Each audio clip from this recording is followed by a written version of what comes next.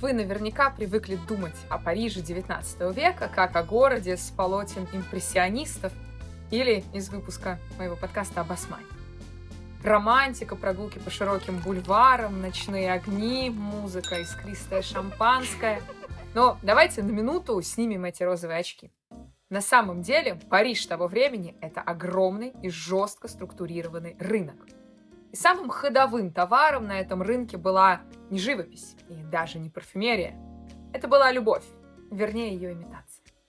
Французский язык – это, пожалуй, самый изощренный инструмент для описания порока. В нем больше слов для древнейшей профессии, чем в каком-либо другом языке в мире. И каждое поколение добавляет новые термины. От пренебрежительных до откровенно оскорбительных.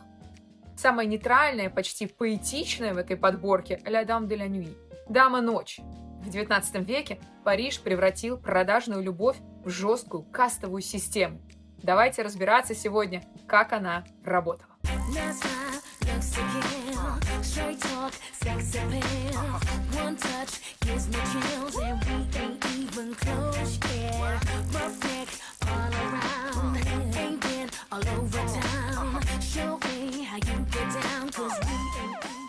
На нижней ступени находились те, кого называли «les grisettes», то есть грезетки. И нет, это не милые девушки из оперет. Это суровая проза жизни. Типичная грезетка – это, как правило, цветочница, швея, модистка, работница прачечной. Вообще слово «gris» по-французски означает «серый». Но это вовсе не значит, что они были серыми мышками. Просто носили они, как правило, дешевые серые платья, потому что яркие ткани были дорогими. Это были девушки из бедных кварталов. Они работали по 12-14 часов в день, но их зарплата, выражаясь современным языком, не покрывала даже прожиточный минимум. Так что эта работа на рынке любви для них была скорее подработкой, чтобы просто не умереть с голоду и оплатить съемный угол в Париже. Это история о бедности, а не о поисках лучшей жизни. И, возможно, вы сейчас осудили этих девушек не открыто, а где-то в подсознании. Но дело в том, что в условиях, когда женский труд оплачивался намного ниже мужского, а количество профессий, доступных для женщин, было ничтожно малым, этим девушкам ничего не оставалось, как умирать под мостом от голода или пытаться выжить, занимаясь тяжелым, неблагодарным древним ремеслом. Ступенькой выше стояли «les lorettes», то есть ларетки. Это уже средний класс профессии. Они не гнули спину над корзинами белья, не продавали цветы, не ломали глаза над вышивкой. Ларетки жили исключительно за счет мужчин. Свое название они получили по району обитанию, кварталу вокруг церкви Нотр-Дам-де-Лорет в Париже. По сути, это была ранняя форма инфлюенсеров. Они задавали моду, их обсуждали, ими восхищались, но в приличное общество вход им был заказан. На самой вершине этой цепи находились они, куртизанки, или, как их называли в высшем свете, с примесью презрения и восторга, les grandes horizontales. Вот здесь начинается самое интересное. Куртизанка – это не про секс, это про власть. Эти женщины были настоящими предпринимательницами. Вдохновляющая история. Они могли начать путь как нищие грезетки, но благодаря интеллекту и жесткой хватке превращались в некоронованных королев Парижа. Возьмите хотя бы Коко Шанель. Мы привыкли видеть в ней икону стиля, но ее путь к вершине лежал через статус великой горизонталки. Ее первые мастерские, ее ткани, ее связи – все это было проинвестировано ее богатыми любовниками. Вспомните английского аристократа Артура Боя Кейпела, который помогал ей открыть первый бизнес, стал ее первым инвестором, поддерживал и финансировал ее. Как знать, не будь его, восхищались ли бы мы сейчас парфюмом, маленьким черным платьем империи Шанель. Но Габриэль Шанель использовала систему, чтобы в итоге ее разрушить и обрести ту самую независимость, о которой другие даже мечтать не могли. Почему нам важно знать об этом сегодня? История парижских куртизанок – это история о том, как женщины выживали в мире, где у них не было прав, и как они превращали свою уязвимость в инструмент влияния. Сегодня мы попробуем понять, как работали шестеренки этого огромного механизма. Препарируем парижский полусвет.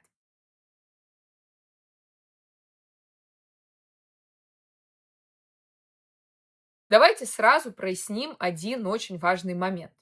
Если вы думаете, что куртизанка – это просто древняя профессия, но подороже, то вы пока не понимаете, как устроена жизнь в XIX веке. Куртизанка – это не разовая транзакция на час, на два и даже не на одну ночь. Это, если вы хотите, годовая подписка на эксклюзивный образ жизни. Секс, конечно, здесь обязательное условие, но на одной технике до Олимпа не доберешься. За что же тогда принцы крови и банкиры платили такие деньги, на которые можно было купить пол Парижа? На самом деле, великая куртизанка была генеральным директором своей собственной корпорации. Большинство этих женщин были self-made в самом радикальном смысле этого слова. Они выходили из нищеты и фанатично занимались самообразованием. Представьте себе уровень задач. Во-первых, это имидж, или, как сейчас говорят, пиар. Освоить безупречный акцент высшего света, чтоб никто не заподозрил в тебе дочь прачки или торговки рыбой. И всегда, подчеркиваю, всегда быть на пике моды. Во-вторых, это менеджмент. Куртизанка должна была управлять своим особняком и десятком прислуг, так, чтобы все работало, как швейцарские часы, а приемы проходили без сучка и задоринки. И в-третьих, самое главное, интеллектуальный досуг. С куртизанкой должно быть интереснее, чем с собственной женой. Она должна была разбираться в политике, в искусстве, в сплетнях не хуже, а порой даже лучше, чем министр. Потому что хорошеньких женщин, согласитесь, много. Хорошеньких и хорошо одетых чуть меньше. Хорошеньких, хорошо одетых и образованных совсем немного. И вот это то, что отличало куртизанок, тех самых, которыми восхищались от всех остальных. Это всегда были очень умные, интеллектуально развитые женщины. Они могли зацепить внешностью, но удерживали сильнейших мира сего именно умом и независимостью. Потому что, положа руку на сердце, для мужчин, которые вершили судьбы мира, плотские утехи слишком мелко, тем более, что их можно найти буквально на каждом углу в Париже. В то время как дурочка, пусть даже самая симпатичная, никогда не могла бы стать музой, которой завидовали и поклонялись. Вспомните фильм «Честная куртизанка», где Вероника говорит, что для женщины величайший дар – образование. Вот эти парижские дамы полусвета использовали дар на полную катушку. Были, конечно, высокородные куртизанки, те, кто потерял защиту семьи и мужа, но таких было меньшинство, это исключительные случаи. Настоящий же драйв индустрии задавали девушки из низов. У них был неуловимый шарм, магнетизм, который сводил мужчин с ума, хотя далеко не все были красавицами в классическом понимании. И вот тут случается главный парадокс истории. Эти женщины официально не были частью приличного общества. Им нельзя было подавать руку в свете. Но именно они диктовали моду, вдохновляли драматургов уровня Александра Дюма и становились музами великих художников. Что они получали взамен? Особняки, бриллианты, наряды и кое-что еще. Самый ценный и дефицитный ресурс того времени – свобода. В мире, где порядочная женщина была собственностью сначала отца, а затем мужа, куртизанка была единственной, кто принадлежал лишь самой себе. Она сама выбирала, с кем ужинать, на что тратить деньги, с кем делить постель. И за эту возможность обладать свободной женщиной мужчины XIX века готовы были платить любую цену. Это была опасная игра, но ставки в ней были повыше, чем в казино Монте-Карло.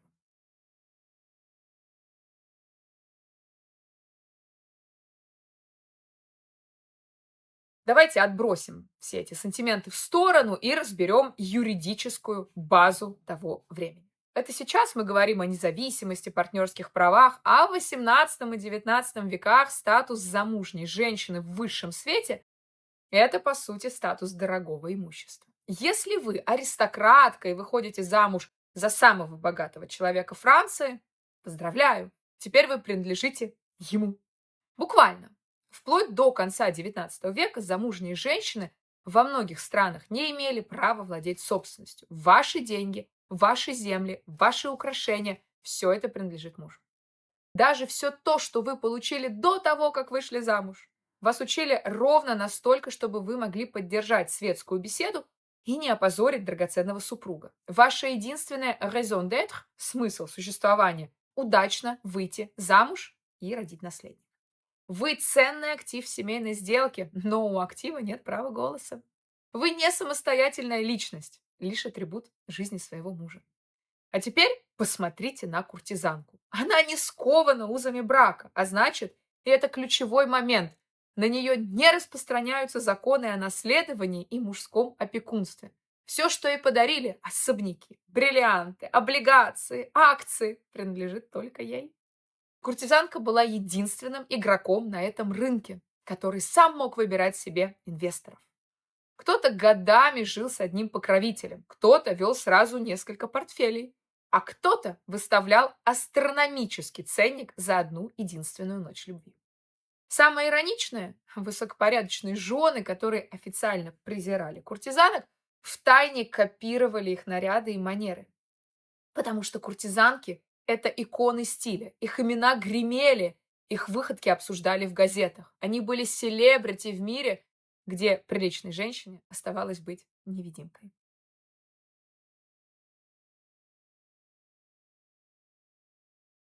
Разумеется, это все придумали не во Франции. Само слово «куртизан» – это калька с итальянского «кортинья». В XVI веке так называли образованных, талантливых женщин, которые скрашивали досуг при дворе Италии. Они вели светскую жизнь, писали стихи, музицировали, обладали значительным влиянием, занимая уникальное положение. Находясь в центре культурной жизни, они действовали как независимые фигуры в сугубо мужском мире. И вот здесь мы сталкиваемся с запредельным уровнем лицемерия. Пока обычных проституток на улицах итальянских городов избивали и подвергали унижениям, эти великосветские куртизанки при дворах просвещенных правителей чувствовали себя как дома. Возьмите папу Александра VI Борджиа. Ему было мало 6 детей от официальной любовницы, и он обратил внимание на юную Джулию Форнезе, которая, кстати, была замужем за представителем римского аристократического рода Арсина Арсини. И вишенка на торте, именно Джулия, куртизанка папы римского, была изображена с единорогом, символом чистоты, символом Богоматери. Вспоминаем, что Марию часто изображали с единорогом, поскольку считалось, что укротить и приручить это животное может лишь непорочная дева. Оцените уровень троллинга этой истории. Будем честны, такие куртизанки были всегда и везде. Но именно Париж XIX века стал буквально штаб-квартирой этой индустрии. Потому что именно здесь концентрация денег, власти и лицемерия достигла той критической массы, когда порог стал неотличим от высокой культуры. Грезетки, ларетки, куртизанки, горизонталки – эти женщины своими умениями, красотой, статью выходили далеко за рамки любовной сферы. Десятилетиями они были непревзойденными музами, а часто и моделями художников. Их образы вы увидите у Эдгара Дега, Жана Биро и даже, казалось бы, не при делах Агюста Ренуара. Главное – уметь правильно читать полотна. Это один из ключей к пониманию искусства, особенно если вы знаете историю. Все свои лекции, многочисленные курсы, материалы, подкасты, видео, статьи, все, что я создавала на протяжении 7 лет, и даже лекцию про импрессионизм и любовь до гроба, особенно если в 23 года, все это я собрала на шикарной, огромной платформе, дав вам возможность получить туда доступ на месяц, 2, 3, полгода, сколько вы пожелаете. Платформа работает по подписке и совершенно не ограничивает вас ни в количестве просмотров, ни в материалах. ни в подборках, которые вы для себя выберете. Мы все разместили для вас так, чтобы без VPN, поручителей регистрации и всего остального вы могли на любом носителе смотреть курсы, смотреть мои лекции, смотреть ролики, переслушивать подкасты или же обращаться к курсам, которые вы проходили уже какое-то время назад.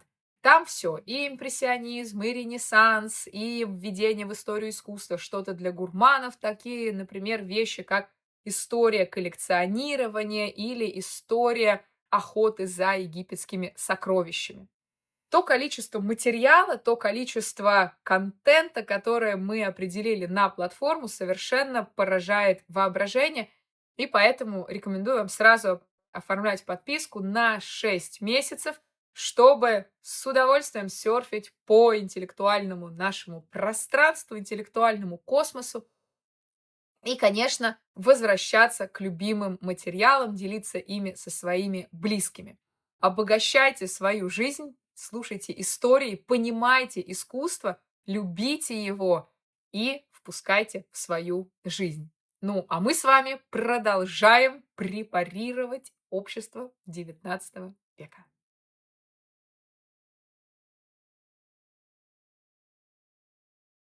Проституция во Франции XIX века была абсолютно легальной. И узаконил ее Наполеон Бонапарт. В 1804 году этот талантливый полководец и, бесспорно, великий гений и политик решил, если порок нельзя победить, то правильно, его нужно возглавить и во Франции обложить налогом. Бонапарт приказывает, все представительницы профессии должны быть внесены в реестр, а медицинские осмотры стать обязательными. Почему? Потому что нация не должна страдать от сифилиса, а казна от неуплаченных налогов. Очень прагматично. Проституция становится легальной, контролируемой, ну прямо-таки государственной. В результате уже через 5 лет в одном только Париже официально работало 180 борделей. Сколько неофициальных, история умалчивает. Но был один нюанс. Общество того времени жило в режиме жесточайшего когнитивного диссонанса. Все знали, что заведения существуют, но их как будто не видели. Поэтому закон гласил, фасад заведения должен быть скромным и невзрачным. Власть как бы говорила, мы знаем, что мы здесь, вы знаете, что мы здесь, но давайте сделаем вид, что здесь проживает просто тихая скромная вдова. Дошло до того, что в 1883 году в Париже выходит весьма занятная книга. Каталог-путеводитель по... Нет, не борделям. По выдающимся куртизанкам. Называлась она «Прелестные женщины Парижа. Путеводитель по удовольствию». Это, знаете, вот как гид по мишленовским ресторанам. Но только не по ресторанам. Тираж вещицы 169 экземпляров. Такая акробатическая цифра. Это вам не листовка, которую раздают у вокзала. Это элитарный продукт для крем де ля крем, для высшего класса. В стране, где секс-услуги легальны, такой путеводитель казался абсолютно естественным делом. Это был полноценный каталог, который содержал имя, иногда прозвище, адрес и исчерпывающее описание внешности и специализации дамы. Там, например, могли встречаться даже анкеты. Жюльетта Бомен, Рue Фабур, Поissonnière, 90. Дочь почтенного господина, зарабатывающая на жизнь сочинением песен для мьюзик-холлов. Получила сценическое образование. После выступлений в скромных кафе-концертах жила в России, где юное создание, ныне 24 лет от рода, преобразилась в дивную женщину. Аккуратно, изящно, словно фарфоровая статуэтка, обладает приятным высоким голосом, напоминающим трель канарейки. Фигура и ноги безупречны. Ей удалось сохранить изящество девичьих черт, тонкость сталью и грацию конечностей, в то время как бюст ее расцвел ее в дивное, пышное великолепие. В настоящее время служит в театре варьете, но не часто появляется в афише, располагает изрядным количеством свободного времени.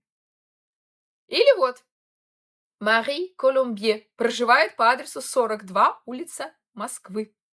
Неиссякаемая энергия этой маленькой, темноволосой, крепко сбитой женщины за 30– нечто из ряда вон.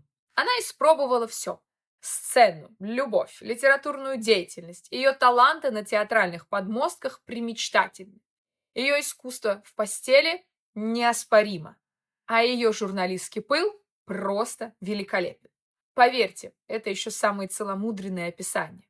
Автор каталога был остроумен и излишней скромностью отнюдь не страдал. А для тех, кто так и не смог определиться и выбрать себе красавицу по душе, предлагался список из заведений понятного толка. 169 копий. Согласитесь, тираж очень небольшой. Таргет был ориентирован на топ-менеджмент империи и залетных миллионеров. Вот понимаете, в чем суть? Париж XIX века не только легализовал продажную любовь, он ее структурировал и превратил в высокоэффективный рынок с разными уровнями доступа. От серого фасада борделя для бедных до эксклюзивных каталогов в кожаном переплете для тех, кого сегодня мы называем haut de gamme, то есть тех, кто ворочил судьбами мира. Давайте рассмотрим несколько самых ярких личностей того времени, куртизанок, которые оставили в истории неизгладимый след. Но прежде чем обратиться к доске почета сотрудниц парижской любви, я напоминаю вам, что если вам нравятся мои видео, если вы их смотрите, то, пожалуйста, не забывайте нажать на колокольчик, подписаться, посмотреть все ссылки внизу и поделиться этим видео со своими близкими друзьями, коллегами. Вы такими видео делитесь, кстати, с коллегами. Для того, чтобы наш интеллектуальный круг рос, множился и больше людей узнавали потрясающие истории не только о Франции и об искусстве, но и о культуре в целом. Так что, пожалуйста, и едем дальше.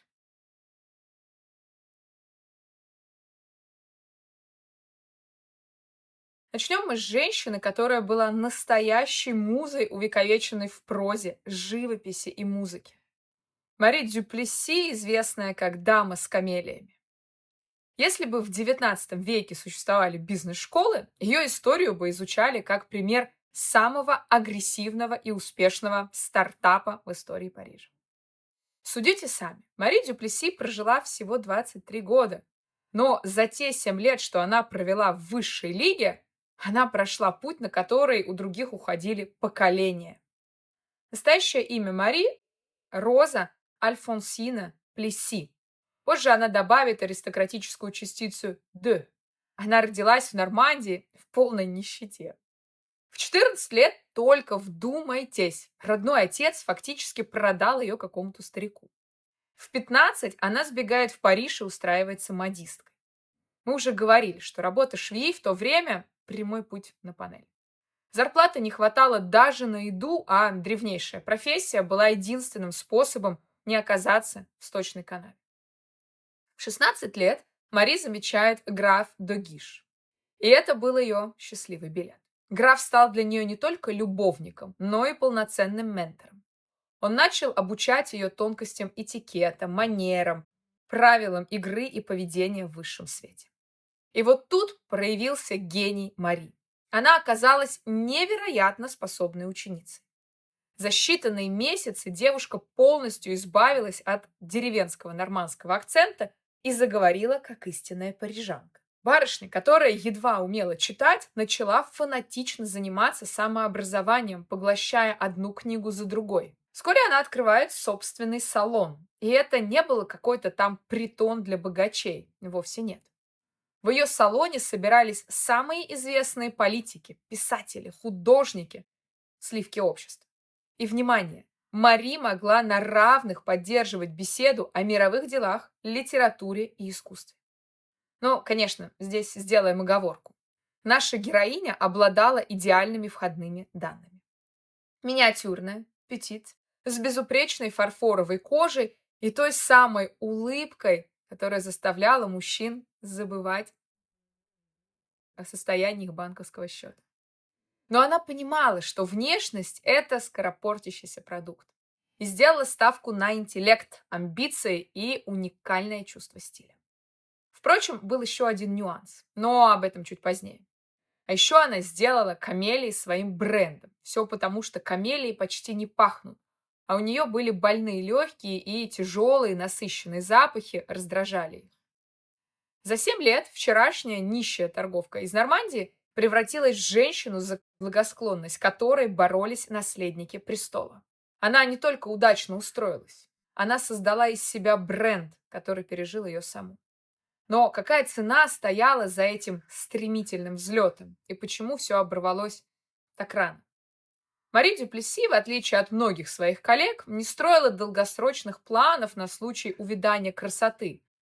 Хотя, как я уже сказала ранее, ставку делала не только на внешность. В 20 лет ей поставили диагноз – туберкулез. В XIX веке это был приговор, правда, отсроченный. Больной никогда не знал, когда смерть явится заявить свои права и насколько долгим и мучительным будет угасание. Но Мари приняла решение жить на полную катушку. Она тратила деньги без счета, устраивала немыслимо пышные приемы, а ее теплый и искренний характер покорял сердца. Ее ценили даже после того, как отношения заканчивались. Она стала любовницей Александра Дюма сына, потом Ференца Листа, который, говорят, потерял голову от нее, давая девушке уроки игры на фортепиано. Она даже успела выйти замуж за графа де Перрего. Правда, поженились они в Лондоне, и брак не считался действительным во Франции, так как не был утвержден французским консулом, но Мари до самой смерти называла себя графиней. Она умерла в 1847 году в возрасте 23 лет. Рядом с ней был ее последний муж и бывший любовник. История Мари Дюплесси – это пример трансформации реального человека в настоящий архетип. Ее любовник Александр Дюма сын был настолько потрясен ее жизнью и смертью, что, как считается, увековечил ее в образе Маргариты Готье, дамы с камелиями. Роман имел оглушительный успех, настолько, что Джузеппе Верди, вдохновленный им, написал свою «Травиату», оперу о судьбе куртизанки Виолетты, больной туберкулез. Вот где кроется настоящее бессмертие. Мари Дюплесси, девушка из низов, не только вскружила голову всему Парижу, но и оставила след в мировой культуре, а ее жизнь стала сюжетом для великих произведений искусства. Похороны барышни де Монмартре собрали сотни людей. В толпе, провожавшей ее в последний путь, были далеко не только бывшие возлюбленные, но и те, кто восхищался ее силой, видел ее трагическую судьбу и отражение в ней собственных несбывшихся надежд.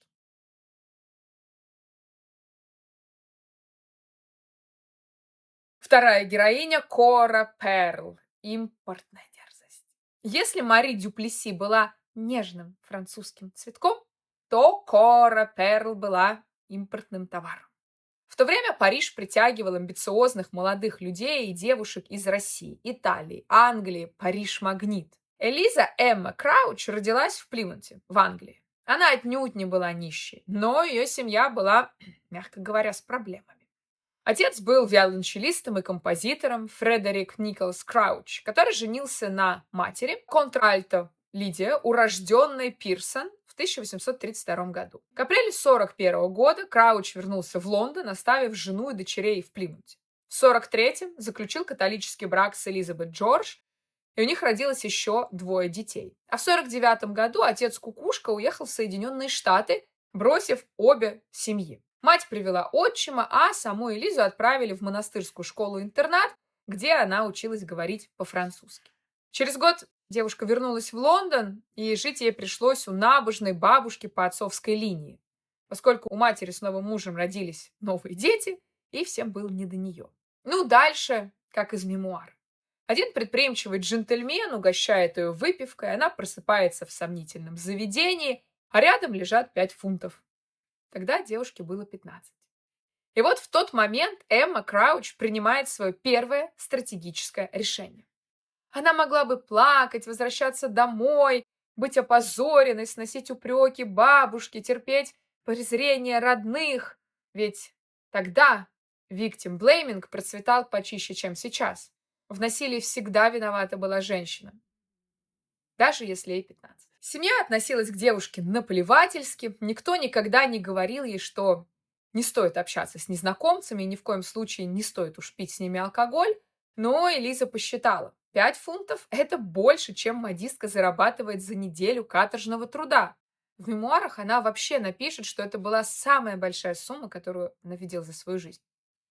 Девушка понимает, репутация– это актив, от которого она только что избавилась, и весьма выгодно. Возврата нет, зато есть стартовый капитал. Она не возвращается домой, ни к бабке, ни к матери. На оставленные за ночь любви деньги она снимает комнату в Ковент-Гардене и находит первого крупного инвестора в бизнес имени себя. Им был владелец лондонских увеселительных заведений Роберт Бенглен. Они едут в турне по Франции, изображая семейную пару. Предприимчивая девушка тратит деньги кавалера и отправляет его обратно в Англию одного. Она инстинктивно чувствует: Париж– ее стихия. В это время Елизавета Крауч исчезает, и появляется Кора Перл. О внешности Коры спорили до хрипоты. Кто-то считал ее лицо некрасивым, кто-то красивым, но в одном все были единодушны. Тело было произведением искусства, особенно ее бюст. Даже соперницы это признавали. Кора Перл совершила настоящий переворот, буквально оглушив всех немыслимой дерзостью. В мире утонченных дам она была грубой, приземленной, могла сквернословить и вести себя как жокей, отлично держалась в седле, обожала лошадей и была абсолютно независимой. Ей было плевать на брак, на общественное мнение. Она не искала защиты, она искала доминирования. Кора Перл стала селебрити нового типа. Бунтарка. Женщина, которая диктовала свои правила игры и доказывала: чтобы стать великой куртизанкой, не обязательно быть ангелом с камелиями. Если Мари Дюплесси была стартапом, который сгорел быстро и красиво, то Кора Перл построила настоящую корпорацию. Но чтобы корпорация приносила сверхдоходы, нужен грамотный консультант. И им становится некий господин Рубис. Именно он упаковал Кору и вывел ее на нужных людей. Первым серьезным клиентом стал 25-летний Виктор Массена, герцог де Ривали. Если вы думаете, что клиентами куртизанок становились противные уродливые старики, вы ошибаетесь. Молодые мужчины, которым приелось вот это вот все жеманство, лицемерие светских красавиц, искали чего-то нового, настоящего, свежего. И пусть это, казалось бы, была продажная любовь, в этом общении было зачастую куда больше искренности, чем в благопристойных аристократических семьях. Ведь с такой женщиной можно было отбросить приличие и говорить обо всем. О политике, об искусстве, о лошадях, о литературе. И все это после бурной ночи любви. Да вообще идеально. Этот контракт с герцогом длился около 5 лет и вывел Кору на уровень богатства, который трудно себе представить. Массена оплачивал все. Особняки, прислугу, бриллианты, долги, казино. В ее портфолио вскоре появился и новый игрок. Принц Орлеанский, герцог де Грамон и, главная удача, принц Жозеф Наполеон, кузен императора Наполеона III. Герцог де Марни, сводный брат императора. Они дарили ей дворцы, а их окружение обеспечивало ее лошадьми.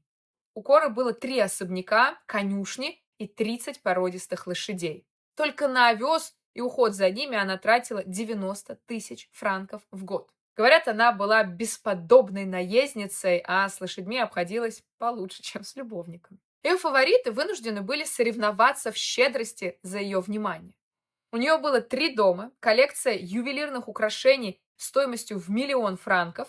Ее одевал сам Чарльз Уорд, первый кутюрье в истории, кутюрье императрицы. А чек за ночь с этой барышней, я знаю, вы интересуетесь, доходил до 10 тысяч франков. Но чем выше взлетаешь, тем больнее падать. Для Коры крахом стало дело Дюваля. Александр Дюваль был моложе Коры на 10 лет, сказочно богат и смертельно в нее влюблен. Он потратил на нее все свое состояние до последнего сантима. И когда деньги закончились, Кора, как прагматичный бизнесмен, разорвала контракт. Мужчин она вообще не любила, она их использовала. В своих мемуарах она так и написала, что самый первый травматичный опыт способствовал тому, что мужчины вызывали у нее лишь отвращение. Поэтому неудивительно, что лошади были в почете. Бедняга Дюваль не выдержал.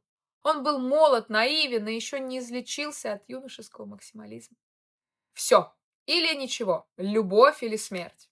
Он пришел к девушке с пистолетом, намереваясь убить или ее, или себя. Оружие дало осечку, Дюваль едва не погиб, но разразился скандал да такой громкий, что власти приказали Коре немедленно покинуть страну. Окончательный удар по ее империи нанесла история. В 1870 году началась франко-прусская война. Вторая империя рушится, Наполеон III низложен, рождается Третья республика, и вместе с аристократическими привилегиями умирает рынок великих горизонталок. На смену роскоши и вседозволенности приходят консервативные ценности среднего класса. Покровители Коры либо разорены, либо в изгнании, либо больше не могут позволить себе публичную демонстрацию порока. Эпоха Коры Перл закончилась не потому, что она перестала быть привлекательной, а потому что изменилась экономическая модель мира. Она осталась символом времени, когда женщина могла стоить миллионы, но только до тех пор, пока империя, которая за это платит, стоит на ногах. Рынок изменился, и Кора, увы, не смогла адаптироваться. Она продолжала проматывать свое состояние, которое таяло не по дням, а по часам. Ей пришлось постепенно распродавать дома, драгоценности. К 1983 году она совершила полный круг. Из великой куртизанки вернулась к тому, с чего начинала, стала обычной парижской проституткой. Кора Перл оставила после себя мемуары. Опубликованные в 1886 году, они стали сенсацией. И, конечно, знаменитые имена были изменены, но суть оставалась узнаваемой. Кора не стеснялась в деталях, а ее книга была шокирующей, но честной. Ее мемуары стали документом о ее амбициях, о ее борьбе с общественными нормами и, безусловно, о ее виртуозных навыках в деле соблазнения. Вскоре после публикации Кора Перл умерла и была похоронена на кладбище Ботиньоль.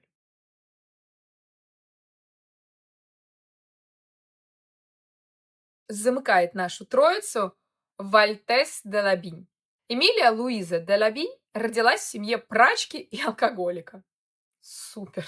Классический сценарий. Нищета, работа в кондитерской лавке с 10 лет, затем в магазине одежды, никакого образования, суровая школа выживания в парижских кварталах. В жизни Эмилии случился момент, который она позже опишет в мемуарах, да, они любили писать мемуары, как конец детства. На пути в магазин на нее напал прохожий. Ну, наверное, догадываетесь, с какой целью напал. И это насилие перевернуло ее представление о мире. Она поняла, что общество – это враг, и играть с ним нужно по его же жестоким правилам. И тогда она начала свое продвижение по социальной лестнице. Первым делом она меняет имя. Эмилия становится Вальтес. Это сокращенное от Votre Altesse, Ваше Высочество. Согласитесь, дерзкий ход для девушки из низов. Но Вальтес понимала, чтобы продавать себя дорого, нужно менять позиционирование.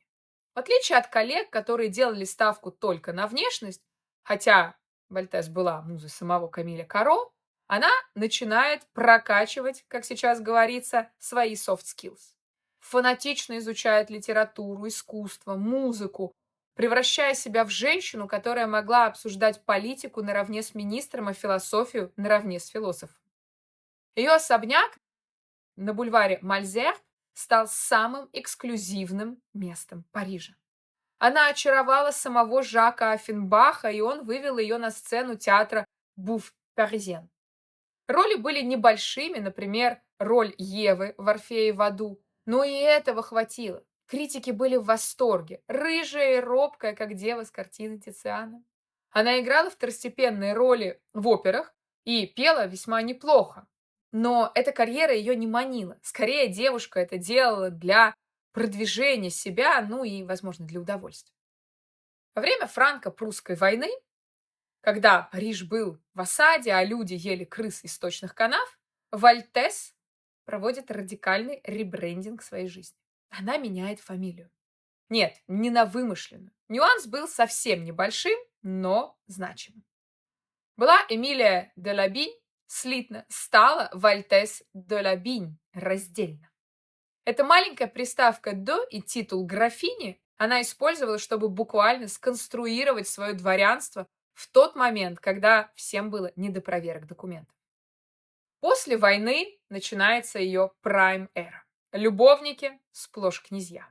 Оффенбаха она оставляет, так как он исчерпал свой ресурс, а еще она окончательно уходит в мир искусства. Покупает дом в Вильдар и заказывает художнику серию картин. Но каких? Это были портреты ее вымышленной дворянской семьи де Лабинь. Вот это ход. Вальтес не просто притворилась аристократкой, она буквально создала свое прошлое. Создала визуальное доказательство несуществующего рода. Она словно заявляла свету: если ты достаточно богат и убедителен, реальность построится под тебя. И вот тут начинается самое интересное. Эмиль Золя, главный натуралист французской литературы, решает написать роман о куртизанке. Вальтес, будучи женщиной широких взглядов, пускает его к себе домой для сбора материалов. Она показывает писателю свою жизнь и надеется на честный портрет self-made woman. Но что делает Золя? Он пишет роман «Нана». Вместо утонченной интеллектуалки и бизнес-леди Золя рисует образ вульгарной, примитивной хищницы, которая разрушает мужчин просто по своей природе. Вальтес была в ярости. Она годами строила имидж культурной дивы, управляла инвестициями, собирала книги, а Золя выставила ее безмозглой соблазнительницей, виновной чуть ли не в моральном разложении общества. Она лично высказала Золя все, что о нем думает, назвав его героиню глупой и вульгарной шлюхой, не имеющей ничего общего с реальностью. Золя, конечно, было все равно. Ему нужен был символ загнивающего общества. Его книги продавались как горячие пирожки.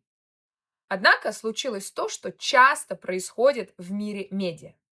Попытка Золя разоблачить разрушительную природу куртизанок только подогрела интерес публики. Роман стал бестселлером, а слава Вальтес поднялась до небес. Это важный урок. Иногда даже самый токсичный пиар работает, если твой бренд прочнее, чем фантазии хейтеров. Вальтес де Лабинь доказала, можно выйти из прачечной, переиграть великого литератора и войти в историю как женщина, которая сама присвоила себе титул и заставила весь мир его признать. Вот чем Вальтес действительно отличалась от многих. Не только от куртизанок, но в целом от женщин. Она отлично понимала, красота увядает, а инвестиции – evergreen. В то время как многие куртизанки тратили целое состояние на драгоценности, предметы роскоши и пышные приемы, мы с вами только что обсуждали Кору Перл, которая разбазарила свое состояние, Вальтес копила деньги. К моменту ухода на покой она накопила очень хорошее состояние и всегда жила в достатке. Редкое достижение, учитывая, что большинство куртизанок, к сожалению, разорялись, достигнув пика своей карьеры, как футболисты. Будучи богатой и свободной женщиной, Вальтес удалилась на свою виллу, где она обучала молодых девушек, желающих пойти по ее стопам. Там великая инфлюенсер от мира любви и умерла в 1910 году. В конце жизни Вальтес пожертвовала значительную часть своего состояния на помощь незамужним матерям и их детям. Потому что за всеми скандалами и яркими выходками в свет все-таки стояла женщина, которая никогда не забывала, откуда она родом, даже если предпочла бы умереть, нежели вернуться туда.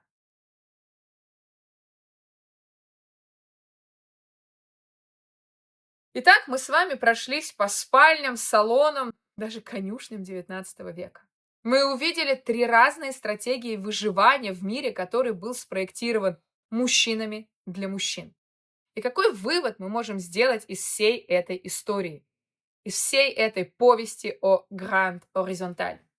Прежде всего, это не про секс. Это история о власти. В эпоху, когда добропорядочные женщины были юридическим придатком мужа, без права на собственность, на голос, на собственное тело, куртизанки были единственными, кто по-настоящему владел собой. Они совершили невозможный маневр, вышли за рамки социальной системы, став одновременно и персонами нон-грата, и королевами. Это был мир чудовищного лицемерия, где невинных дев писали с любовниц Папы Римского, а литераторы разоблачали пороки тех, в чьих салонах сами же пили дорогое вино. Куртизанки были первыми, кто принял правила экономики во внимание. Они диктовали моду. Да, их успех часто был коротким, а финал жестоким. Но в те несколько лет, когда они были на вершине, они были сильнее и свободнее, чем любая графиня и герцогиня во Франции. Сегодня мы смотрим на их портреты в музеях, читаем о них в романах, и это их главная победа. Они не только выжили, но заставили историю запомнить себя, превратив грязь своего происхождения в блеск, который не тухнет даже столетия спустя, озаряя целый Париж. Мы с вами обязательно продолжим говорить о Париже, об истории этого фантастического города, который переплетает в себе историю всех европейских государств. Я, конечно, жду вас на своих экскурсиях. Мы можем сходить с вами в музеи, в шато, поговорить о 19 или любом другом столетии. Я жду вас на своих лекциях, конечно же, в своем арт-клубе. И все детали подписки вы найдете по ссылке ниже. Обязательно подпишитесь на канал, не забудьте поставить лайк и поделиться этим видео со всеми, кому интересна история Парижа. Потому что здесь мы говорим не про скандалы, интриги, состояние и продажную любовь. Здесь мы говорим про эпохи, про дух времени и подробно рассказываем о том, как общество формирует культуру, как культура формирует общество и почему сегодня, в 21 веке, мы должны с особо пристальным вниманием заглядывать в столетия предыдущие. Остаемся с вами на связи. До встречи на новых лекциях и в Париже. Пока-пока.